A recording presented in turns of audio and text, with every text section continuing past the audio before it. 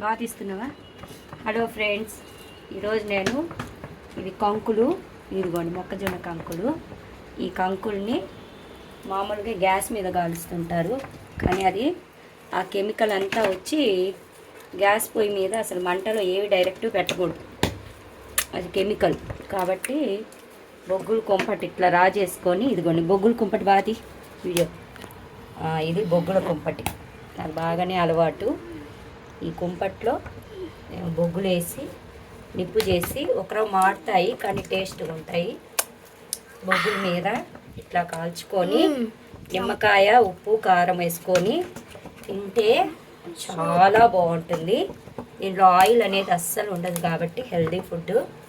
మొక్కజొన్న అనేది ఆరోగ్యానికి పీచు పదార్థము. దీంట్లో ఉన్నంత ఫైబర్ ఇంకా దేంట్లో ఉండదు. కాబట్టి ఇవి కంపల్సరీగా ఇవి తింటే మంచిది. చూడండి ఎంత బాగా కాలి, చూసారా? ఇలాగంతా మొత్తం కాలాలి. ఒకరోజు మాడినట్టయినా ఏం పర్లా, ఏం కాదు, అది తినొచ్చు. ఓకేనా?